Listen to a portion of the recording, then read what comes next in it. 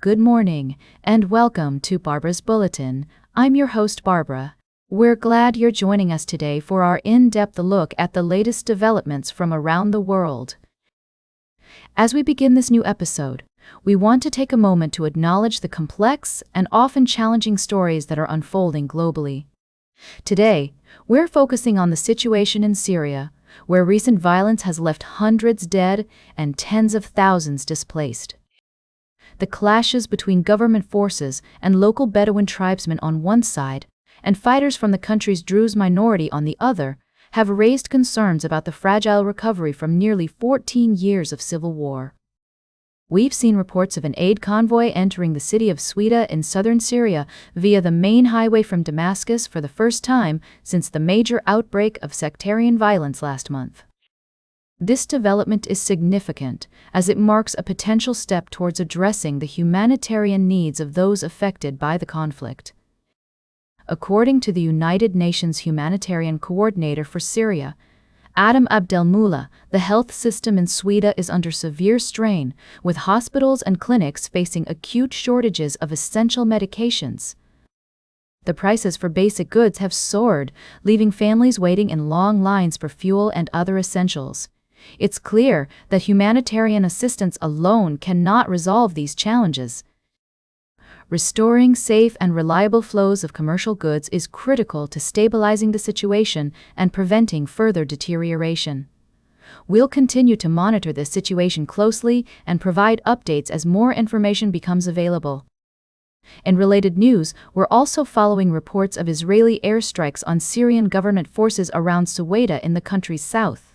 These strikes have resulted in deaths and injuries and have been condemned by Syria. The complex dynamics at play in this region are a reminder of the need for ongoing diplomacy and deconfliction, talks between the parties involved. As we explore these stories further, we're committed to providing balanced and nuanced reporting, acknowledging the multiple perspectives and complexities that exist. We believe it's essential to approach these topics with empathy and understanding, recognizing the human impact of these conflicts on individuals and communities. We'll be right back with more of today's top news on Barbara's Bulletin. Welcome back to Barbara's Bulletin. We're glad you're still with us as we dive into the latest news from around the world. In this segment, we'll be discussing several stories that caught our attention, and I'll do my best to provide you with a balanced and informative look at what's happening. Firstly, let's take a look at some economic news. A Bank of Japan board member has reaffirmed the central bank's stance on raising interest rates, citing concerns about inflation and the need to support the economy. This move is seen as an effort to strike a balance between controlling prices and promoting growth. We'll be keeping an eye on how this decision affects the global market. In other news, Japan has announced plans to fund the purchase of quake-sensitive breakers for residents in areas at high risk of fire. This initiative aims to prevent blazes caused by short circuits during earthquakes following a devastating fire in Wajima last year. It's heartening to see governments taking proactive steps to mitigate natural disasters and protect their citizens. On the international front, Japan has joined 12 other countries, including the US and the UK, in issuing a joint advisory about a Chinese government-backed hacker group known as Salt Typhoon. The group has been linked to several cyber attacks on government agencies and critical infrastructure companies worldwide, with the goal of stealing sensitive information for intelligence purposes. This highlights the growing concern about cybersecurity threats and the need for global cooperation to combat them. We'll also briefly touch on a story from Ukraine, where women are playing a crucial role in the military. Our report looks at the experiences of female soldiers and their contributions to the war effort. It's a poignant reminder of the human side of conflict and the importance of recognizing the sacrifices made by those serving their countries. Lastly, in technology news, TikTok owner ByteDance has announced a valuation of over $300 billion, making it one of the most valuable private companies in the world.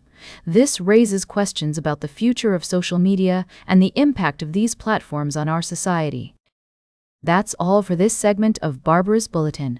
We've covered a range of topics, from economics to cybersecurity, and we'll continue to monitor these stories as they develop. Stay tuned for our final story of the day, right here on Barbara's Bulletin. Welcome back to Barbara's Bulletin. As we wrap up today's show, I'd like to bring your attention to a pressing story that has been making headlines around the world. The case of Jimmy Lai, a 77-year-old Hong Kong media tycoon, has sparked intense debate and concern about press freedom and judicial independence in the region.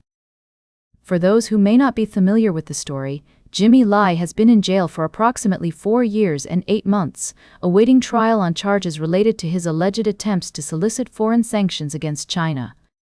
The prosecution claims that Lai used his media outlet, Apple Daily, to call for foreign actions against Beijing, while the defense argues that his comments were merely expressions of opinion and protected by freedom of speech. As we delve into this complex issue, it's essential to acknowledge the diverse perspectives at play. On one hand, the Chinese government has accused Lai of stirring up anti-China sentiments in Hong Kong, which they claim threatens the city's stability. On the other hand, human rights organizations and foreign governments have expressed concerns about the erosion of civil liberties in Hong Kong, particularly since the introduction of the national security law. The trial has seen its fair share of drama, with defense lawyers clashing with judges over the interpretation of freedom of expression.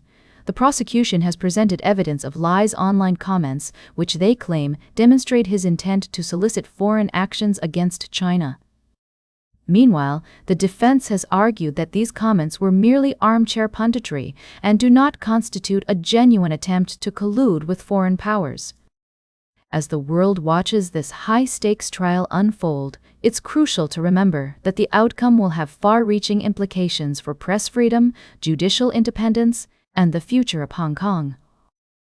The international community has been vocal in its support for Jimmy Lai, with President Donald Trump and British Prime Minister Keir Starmer weighing in on the issue. As we conclude this segment, I want to emphasize the importance of considering multiple viewpoints and respecting the complexities of this case. It's a stark reminder that the struggle for press freedom and human rights is ongoing, and it requires our collective attention and engagement. That's all for today's Barbara's Bulletin. Remember to like, share, and subscribe, and until next time, stay engaged.